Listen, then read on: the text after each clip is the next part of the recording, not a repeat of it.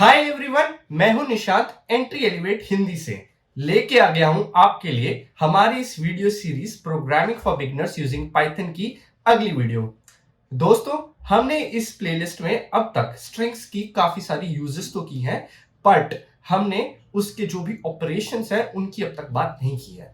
आज की इस वीडियो में हम वेरियस स्ट्रिंग्स ऑपरेशन को डिस्कस करेंगे और स्ट्रिंग्स के बारे में काफी कुछ आज की इस वीडियो में हम लोग जानेंगे। तो without any further edu let's get started.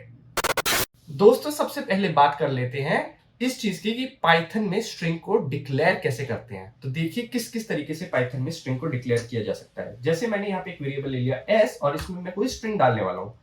तो सबसे पहले आप जानते हैं डबल कोट्स में, ऐसे हमने काफी बार इस प्लेलिस्ट में किया है। इस तरीके से आप डिक्लेयर कर सकते हैं स्ट्रिंग को। ओके, दूसरा तरीका जो है वो ये है कि आप सिंगल कोट्स में भी स्ट्रिंग को डिक्लेयर कर सकते हैं। ठीक है, जैसे ऐसे।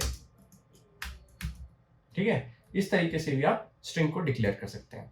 एक तीसरा तरीका जो है वो आपके लिए जानना बहुत जरूरी है, क्योंकि इससे आप मल्टीपल लाइंस में एक स्ट्रिंग लिख सकते हैं। वो है ट्रिपल कोट्स का यूज करके। इस तरीके से ट्रिपल कोट्स का यूज करके अब आप चाहे तो एक से ज्यादा लाइन में कोई भी स्ट्रिंग को डिक्लेयर कर सकते हैं इस तरीके से। ठीक है, इसको मैं यहां प्रिंट करा देता हूं। तो देखिए, अगर मैंने इसको रन कराया तो ये देखिए इस तरीके से मैं मल्टीपल लाइंस में जो स्ट्रिंग है उसको लिख के प्रिंट करा सकता हूं। ऑलराइट दोस्तों, अब बात करते हैं कि हम ये बात जानते हैं कि स्ट्रिंग जो है वो एक कैरेक्टर का सीक्वेंस होता है। अगर हमें एक स्ट्रिंग में से किसी एक इंडेक्स पे कौन सा कैरेक्टर लाई कर रहा है ये जानना है, तो वो कैसे निकाल सकते हैं वो देखिए आप। यहाँ पे मैं एक प्रिंट स्टेटमेंट लिख रहा हूं और मुझे ये पता करना है कि इस स्ट्रिंग एस में जो थर्ड इंडेक्स है उस पर कौन सा कैरेक्टर पड़ा हुआ है। तो मैं इस तरीके से लिख सकता हूं। यहां मैंने इसको सेव किया, ओके, और फिर मैंने इसको क्लियर किया और इसको चलाया। तो अब देखिए ये बता रहा है मुझे कि इसके थर्ड इंडेक्स पे एल पड़ा हुआ है। ठीक है, तो अब देखिए 0 पे एच है, 1 पे ई है, जो सेकेंड इंडेक्स है उस पे एल है और थर्ड इंडेक्स पे एल पड़ा हुआ है। तो उसने वही प्रिंट करा दिया यहाँ पे। ओके, अगर आपको ये पता करना है कि लास्ट कैरेक्टर कौन सा है या सेकंड लास्ट कैरेक्टर कौन सा है, तो रिवर्स डायरेक्शन से कोई भी कैरेक्टर पता करने के लिए आप यहाँ पर वही नेगेटिव इंडेक्स का यूज कर सकते हैं। जैसे यहाँ पे -1 लिख रहा हूं तो इससे मुझे लास्ट कैरेक्टर का पता चल जाएगा। ओके, यहाँ पे डी है, यहाँ पे -2 लिख दिया मैंने तो इससे मुझे सेकेंड लास्ट कैरेक्टर का पता चल जाएगा। ओके, ठीक है दोस्तों, अगर आपको किसी स्ट्रिंग का लेंथ पता करना है तो आप सीधे len वाले जो फंक्शन हमने अभी कलेक्शंस में देखा था उसके अंदर ये s पास कर दीजिए और उसके बाद आप इसको प्रिंट करा सकते हैं। तो यहाँ पे पता चल रहा है कि ये जो स्ट्रिंग है जो वेरिएबल s में है इसमें 11 कैरेक्टर्स हैं,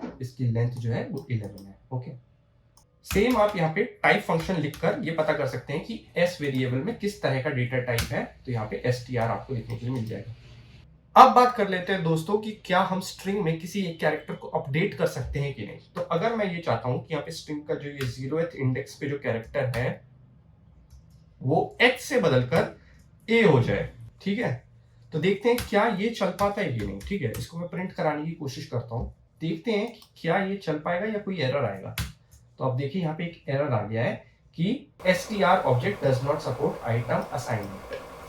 तो दोस्तों ऐसा इसलिए होता है क्योंकि पाइथन के अंदर स्ट्रिंग्स जो होती हैं वो इम्यूटेबल होती हैं। इसका मतलब आप स्ट्रिंग्स में कोई भी कैरेक्टर उसका चेंज नहीं कर सकते हैं।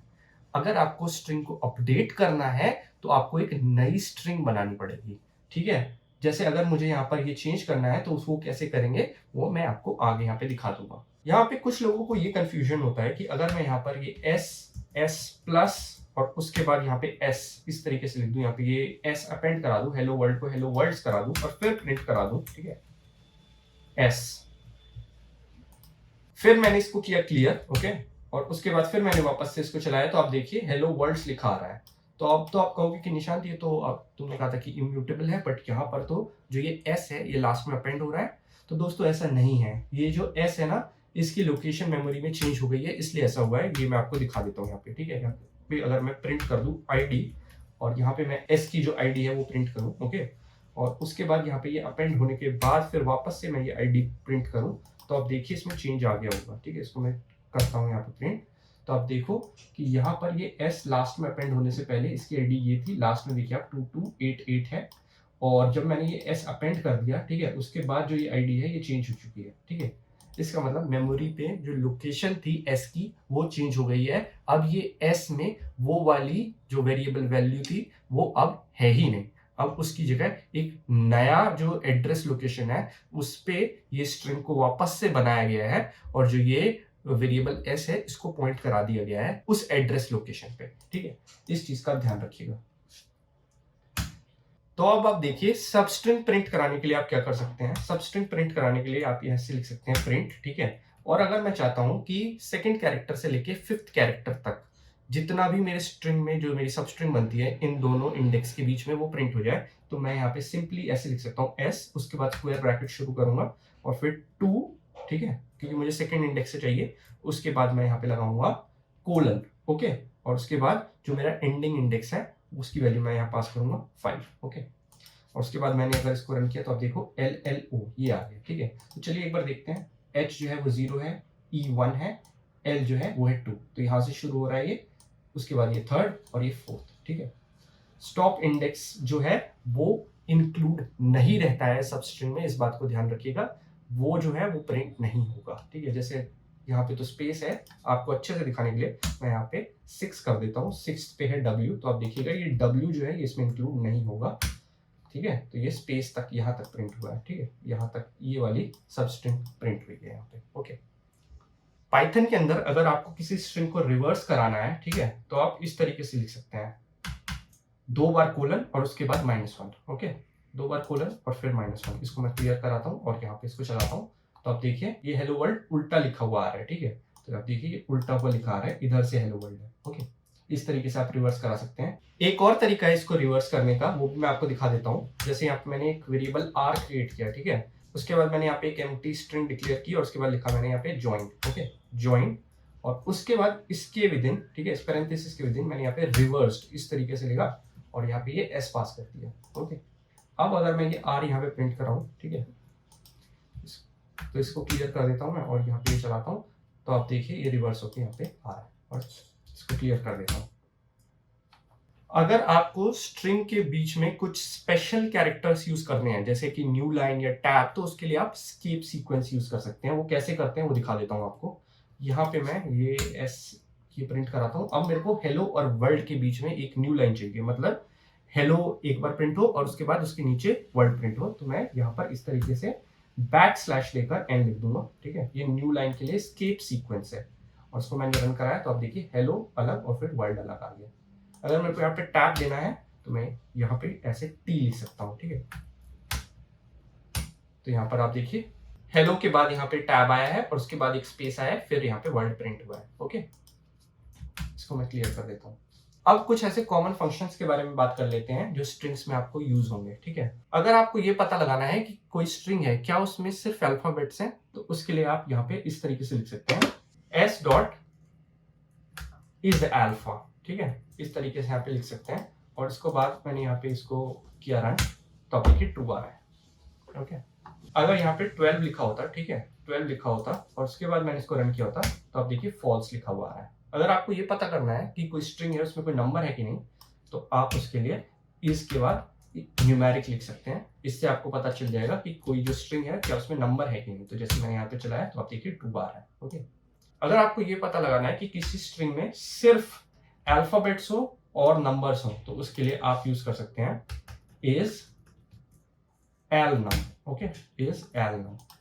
और उसके बाद मैं इसको क्लियर करता हूँ, चलाता हूँ, तो देखिए 2 आ रहा है, ठीक है। अगर इसके अंदर कोई कैरेक्टर इस तरीके का होता तो आप देखिए यहाँ पे आपको फॉल्स दे देता, ओके। इस तरीके से आप पता कर सकते हैं कि स्ट्रिंग में कोई स्पेशल कैरेक्टर है कि नहीं। अब देखिए दोस्तों, जैसे यहाँ पे मेरे पास एक स्ट्रिंग है, इसमें लोअर केस में ABC लिखा हुआ है। मैं चाहता हूं कि ये स्ट्रिंग जो है ये अपर केस में कन्वर्ट हो जाए। तो देखिए इसके लिए मेरे पास एक फंक्शन है, यहाँ पे मैं लिखता हूं s equals to s dot upper और इस फंक्शन को मैं कॉल कर दूंगा। इस फंक्शन को कॉल करने से ये जो ABC है इसकी वैल्यू अपर केस में कन्वर्ट हो जाएगी और वो इस s वेरिएबल में स्टोर हो जाएगी। तो अगर मैं इसको प्रिंट कराऊं यहाँ पर, ठीक है, s को, तो और मैं इसको यहाँ पे रन कराऊं, तो आप देखिए ये ABC कैपिटल केस में यहाँ पर आ गया है, ठीक है। इसके रिवर्स की भी बात कर लेते हैं। अगर यहाँ पे ये ABC इस तरीके से लिखा होता और उसके बाद DEF इस तरीके से लिखा होता है यहाँ पर, ठीक है, तो अगर मेरे को इसको लोअर केस में कन्वर्ट करना होता तो मैं यहाँ पे लिख देता हूँ लोअर। तो अब देखिए इस स्ट्रिंग में कुछ अपर केसेस में कैरेक्टर है और कुछ लोअर केस में कैरेक्टर है। तो जो अपर केस वाले कैरेक्टर होंगे वो लोअर केस में कन्वर्ट हो जाएंगे। ठीक है, इसको रन कराया मैंने यहाँ पे। तो अब देखिए ABC जो अपर केस में थे अब वो लोअर केस में आ गया है। ओके, तो ये कुछ स्ट्रिंग्स के ऑपरेशंस थे जो आपको day to day programming life में इसकी जरूरत पड़ सकती है। इसके अलावा भी स्ट्रिंग्स पे काफी सारे ऑपरेशंस किए जा सकते हैं, उसके लिए आप डॉक्यूमेंटेशन को रेफर कर सकते हैं पाइथन की।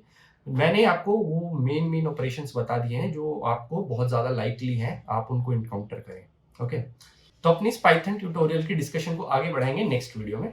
तो दोस्तों वीडियो खत्म करने से पहले एक खास इंफॉर्मेशन मैं आपके साथ शेयर करना जा रहा हूं। एंट्री एलिवेट हिंदी में हम आपके लिए लाए हैं एक awesome and affordable full stack web development course. इस कोर्स में आपको मिलेगी 150 plus recorded and live classes, capstone projects का tutorial, mock interview preparation, soft skill and resume building के लिए एक डेडिकेटेड सेल और भी बहुत कुछ। इतना ही नहीं, इस full stack web development course के साथ आपको एकदम फ्री फिलहाल के लिए मिलेगा DSA यानी डेटा स्ट्रक्चर एंड एल्गोरिथम का कोर्स एंड दिस कोर्स।